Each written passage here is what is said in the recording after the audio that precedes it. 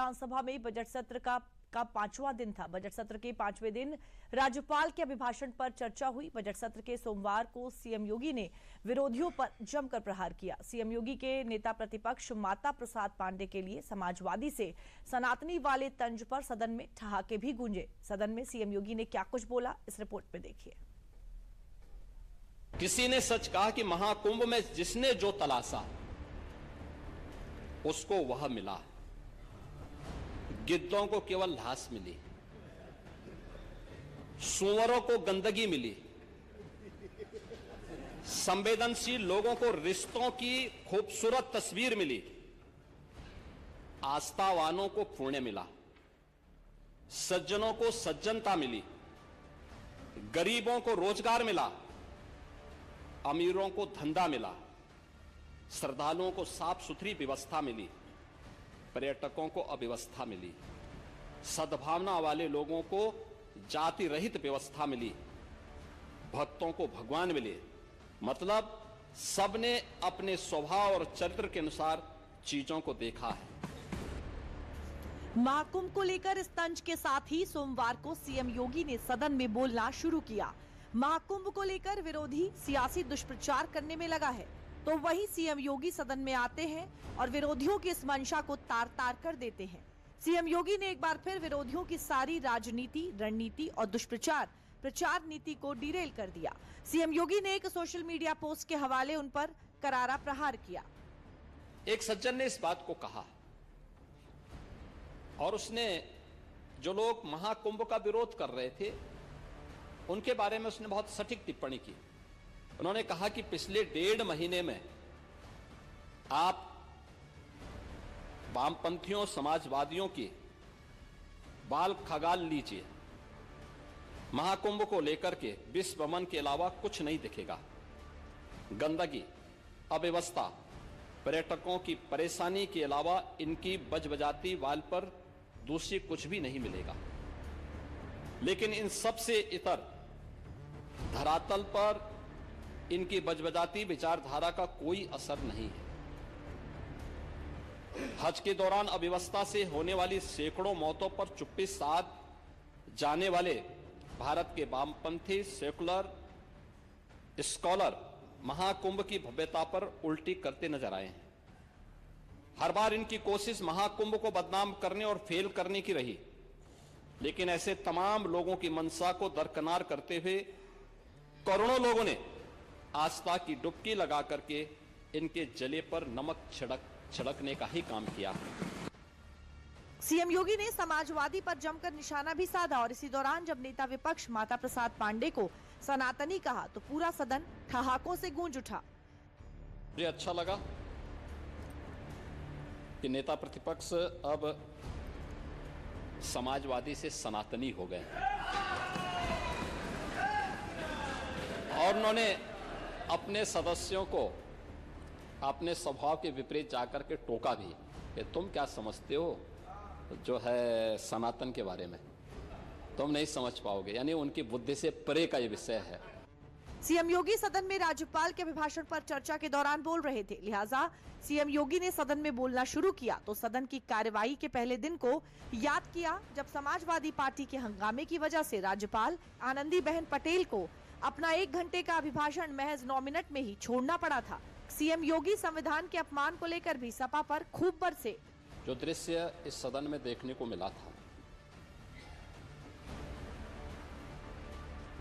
आप संविधान की प्रति लेकर के घूमते हैं, लेकिन संवैधानिक पदों पर बैठे हुए मानव भावों के प्रति आप लोगों का दृष्टिकोण क्या है, यह राज्यपाल जी के भाषण के दौरान इस सदन के दृश्य को देख करके हम सहज अनुमान लगा सकते हैं। जिस प्रकार की टिप्पणियां की जा रही थी, जिस तरीके से उस समय राज्यपाल जी के प्रति व्यवहार किया जा रहा था, क्या वह संवैधानिक था?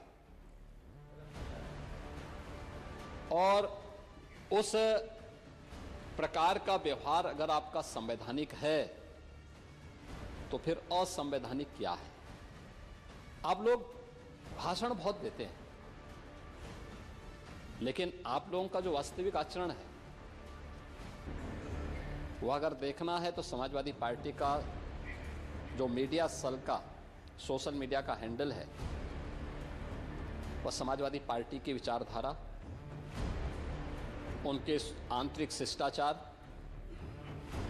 लोकतंत्र के प्रति उनके विचारों की अभिव्यक्ति का एक ऐसा माध्यम है जिस पे कोई भी स्वस्थ समाज स्वयं लज्जा महसूस करता है। सोमवार को सदन में नेता विपक्ष माता प्रसाद पांडे ने महाकुंभ की व्यवस्था को लेकर सवाल किया। यही नहीं, राज्यपाल के महाकुंभ की भव्यता के जिक्र पर भी नाराजगी जाहिर की। लिहाजा सीएम योगी ने मजाकिया लहजे में आंकड़ों की गवाही के साथ माता प्रसाद पांडे को घेरा। नेता प्रतिपक्षों इस बारे में आपत्ति थी कि भारतीय जनता पार्टी ने अपने लोक कल्याण संकल्प पत्र में राज्यपाल जी के अभिभाषण में महाकुंभ को वैश्विक स्तर का आयोजन बनाने के लिए क्यों उल्लेख किया। भौचक हूं, 2013 में आपको वहां जाने नहीं दिया गया था, इस बार आप गए थे। नहीं, इस बार आप गए थे, आपने स्नान किया, आपने उसकी सराहना भी की और वहां की सुविधाओं के बारे में भी मुक्त कंठ से प्रशंसा की। हाँ ठीक है, कोई भी हो, व्यवस्था सरकार की थी, सरकार की व्यवस्था होती है, व्यवस्था सरकार की थी, माध्यम अध्यक्ष जी थे। ये महाकुंभ में अगर विश्व स्तरीय सुविधा नहीं होती अब तक 63 करोड़ से अधिक श्रद्धालु उस महाकुंभ के आयोजन का हिस्सा नहीं बना पाता। अभी 2 दिन के बाद महाशिवरात्रि आएगी। आज 24 है, कल 25 और परसों 26 फरवरी तक मेरा अनुमान है कि जिस प्रकार से देश और दुनिया महाकुंभ के प्रति आकर्षित है, यह 65 करोड़ की संख्या पार होगी। यूपी विधानसभा में सोमवार को सदन में जब सीएम योगी गरजे तो न सिर्फ महाकुंभ को लेकर अपनी सरकार की उपलब्धियां गिनाई, बल्कि इसी महाकुंभ को लेकर सपा सरकार के इतिहास को भी उधेड़ कर रख डाला। महाकुंभ के बारे में जो बातें आप लोगों ने कही, आपने कहा कि एक जाति विशेष को वहां जाने से रोका गया। किसी जाति को रोका नहीं गया था। हम लोगों ने तो कहा था जो सद्भावना से जाएगा वो सम्मान से कुंभ में जाए, लेकिन जो सद्भावना से नहीं दुर्भावना से जाएगा तो उसकी दुर्गति भी होगी जरूर, अगर उसने कुंभ में अव्यवस्था पैदा करने का प्रयास किया। हमने आपकी तरह आस्था के साथ खिलवाड़ नहीं किया, समाजवादी पार्टी की तरह आस्था के साथ खिलवाड़ नहीं किया। आपके समय में मुख्यमंत्री को फुर्सत नहीं थी कि उस आयोजन को देख सकें, उसकी समीक्षा कर सकें, और इसलिए उन्होंने एक नॉन सनातनी को कुंभ का प्रभारी बनाया था। लेकिन यहां पर मैं स्वयं इसकी समीक्षा कर रहा था, लगातार कर रहा था और लगातार कर रहा हूं। केंद्र की मोदी सरकार हो या यूपी की योगी सरकार, दोनों का ही फोकस आस्था से अर्थव्यवस्था पर रहा है। सीएम योगी ने भरे सदन में अयोध्या में राम मंदिर निर्माण और महाकुंभ के आयोजन को आर्थिक रूप से भी मील का पत्थर बताया है। अयोध्या में से राम जन्मभूमि पर रामलला का विराजमान होना, महाकुंभ का आयोजन या उत्तर प्रदेश की दृश्य और भारत की दृश्य, एक भारत श्रेष्ठ भारत की दृश्य, जो प्रधानमंत्री जी का विजन है उसकी दृश्य, ये मील के पत्थर साबित होने वाले हैं। भारत के लिए, भारत की आध्यात्मिक परंपरा के लिए और भारत की आर्थिकी के लिए भी ये महत्वपूर्ण आयोजन होने जा रहे हैं। जो आप कहते हैं भेदभाव हुआ है, किसके साथ भेदभाव हुआ है?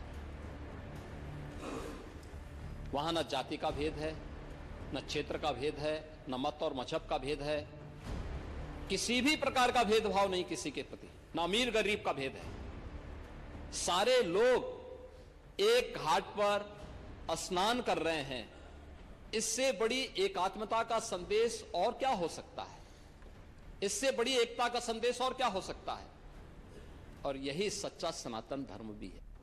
महाकुंभ के समापन में महज 2 दिन बचे हैं। सोमवार को यूपी विधानसभा में बजट सत्र के 5वें दिन सीएम योगी ने जब बोला तो विपक्ष के एक आरोप का जवाब भी दिया और अपनी सरकार के अब तक के काम और उपलब्धियों का आईना भी दिखाया। तो आपने विधानसभा में सीएम योगी